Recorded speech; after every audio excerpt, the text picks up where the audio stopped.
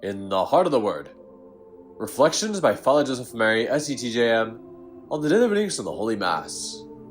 Monday of the 14th week of Ordinary Time. In the Jubilee year 2025, Pilgrims of Hope. The fullness of the love of Christ. God bless you, dear family. Today in the Heart of the Word, Jairus, a respected synagogue official, asked Jesus to heal his daughter, who is very infirm. On the way, the crowds surround Jesus so he can barely walk. Amidst all the people, a woman who had been suffering with a hemorrhage touches the cloak of Jesus and is healed. Jesus asks, "Who touched my clothing?" He looks at the woman and tells her, "Daughter, your faith has saved you. Go in peace and be cured of your affliction." Then Jesus goes to the synagogue, but when he arrives, the daughter of Jairus has died.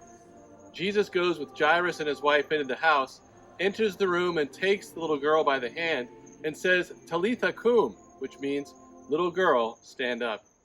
The girl gets up and begins to walk, and everyone is amazed.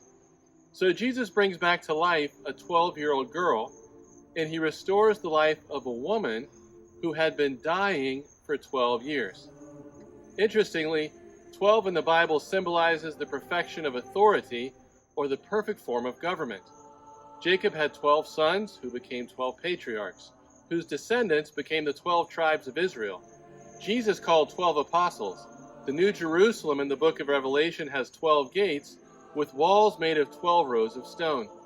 The woman was infirm for 12 years, symbolizing that she was fully under the power of this sickness. The little girl dies when she was only 12 years old, which was the age of betrothal, symbolizing how tragic and how powerful death is. Sickness and death are a kind of kingdom.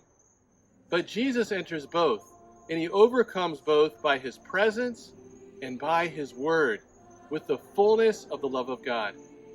How does Jesus defeat the kingdoms of death and illness? Through the cross.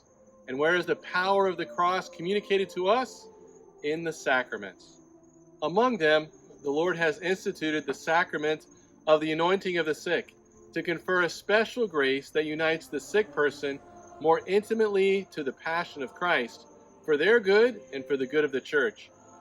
The sacrament gives comfort, peace, courage, and even the forgiveness of sins if the sick person is not able to make a confession. Sometimes, if it is the will of God for His glory, this sacrament even brings about the restoration of physical health, which I have witnessed numerous times as a priest. Jesus has chosen to reign now with the fullness of his authority in his church, through his word and in the sacraments. Let us listen to these words of Mother Adela. The love of the heart of Jesus is a love that will stop at nothing, absolutely nothing, in order to save us, to free us, to heal us, and to give us his life of grace and holiness, which he does today for each one of us in the sacraments. All for the heart of Jesus, through the heart of Mary.